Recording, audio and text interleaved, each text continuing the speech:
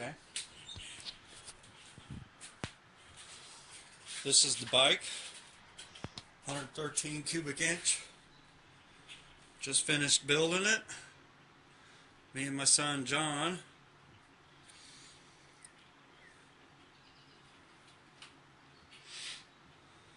We've had a build in 2 days. We put this motor together in 2 days. Actually less than that because we had to weld on a tab. So, here's what I'm going to do. I'm going to show a picture of the starting procedure. And I'm going to have John film it. Alright, Dan. So you're going to get about right here. Oh no, that's not a good light. Get about right here. Just kind of squat like this. Alright. And make sure your dad's in the frame. Okay. We're going to try to start her up. Okay.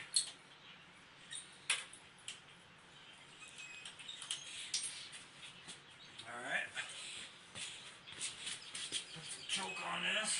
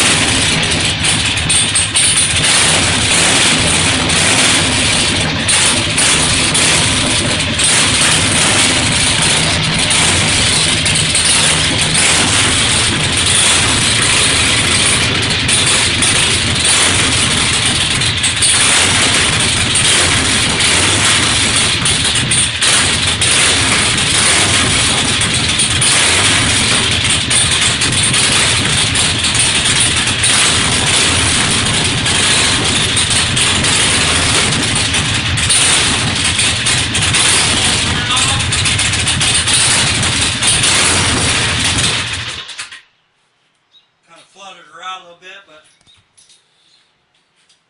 that's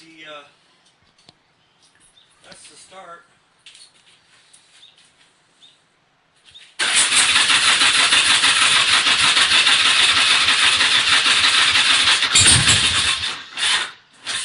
Hold up. She's sensitive.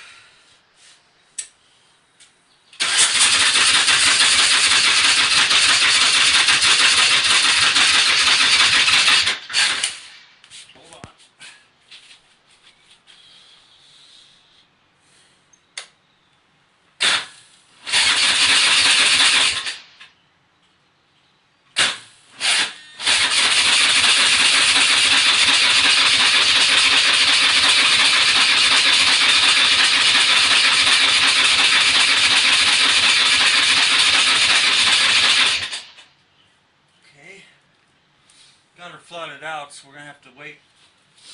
But that's it. That's a 113 cubic inch beast. Okay. Just kind of let her float down a little bit.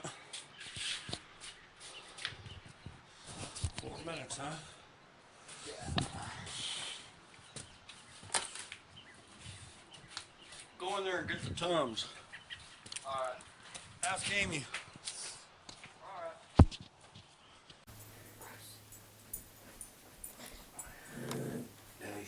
This is my audience Hello. for Speech 1110. I have 4 adults and some children in the room.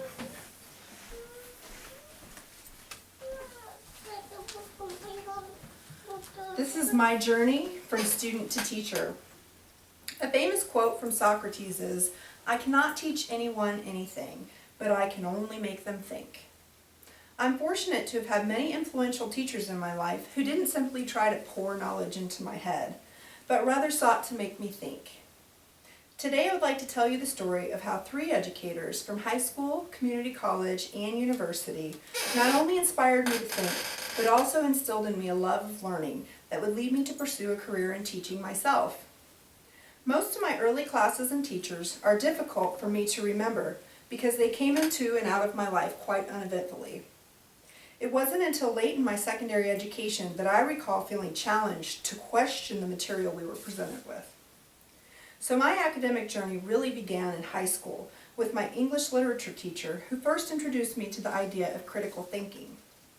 We read the usual high school English fare like Hawthorne and Steinbeck and Weissel, but rather than taking tests with questions about what happened in the stories, which was merely meant to prove we'd actually read it, instead we were asked, what was this particular event included in the story for? What did the author mean when he said something that at first glance seemed one-dimensional? What was the social impact of the story at the time it was written? And of course, most importantly, what did the story mean to you? This was the first time I had ever been asked to engage something more than just my memory in the words I was reading, and I loved it. The English teacher had taught me something that I would always carry with me, the desire to ask meaningful questions. After high school, my inquisitive mind began asking questions whose answers were increasingly more difficult to answer. And the next inspiring educator I would encounter on my path was a philosophy instructor at community college who got me thinking about a world that's much bigger than me and my own limited experiences. We studied ethics, logic, religion, and metaphysics. We discussed what it means to be and to think. We debated what it means to be good or right. We asked more important questions like who or what is God and who or what are we? And even how can we tell if a statement is rational or not? Although I came to the class searching for answers, what I found is that the best answer to any philosophical question is another question.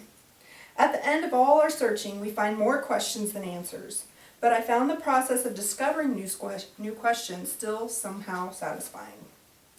But at the end of the day, I was searching for some kind of certainty, an identity a bit less ambiguous than I was able to find in philosophy. So finally, building on these previous experiences, was a university civics professor who helped me to discover my place in the world and showed me that my voice could and should make a difference. In addition to learning about American government and constitutional law, the professor for this class took it upon himself to help us all be better Americans, not by instilling a particular ideology in us, but by teaching us about the vision and values that our country is built upon. We learned about the great minds who forged this democracy and the people who interpret those founding beliefs today.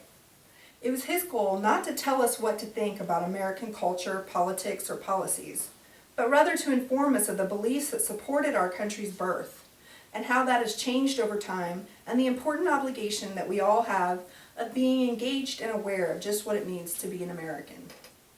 The answer to that is different for everyone, but my professor equipped me with the tools necessary to discover what it means to me, and inspired me to want to help others make similar significant self-discoveries. This type of teaching helped me to not only be a better student, but a better human, and in doing so, it created in me a desire to teach others. I can clearly see, looking back, how each step of the journey, which began with a high school English teacher and continues on to this day, would lead to each subsequent step. And I can also see how special educators came into my life at significant points on the path, showing me how to ask questions and seek answers for myself. I appreciate the teachers who taught me facts and figures, but I was inspired by the ones who taught me how to ask rational, informed, and meaningful questions. So inspired that I want to pass that ability on to others. I believe Socrates was correct that the best aim an educator can have is not to teach people what to think, but to teach them how to think. Thank you. That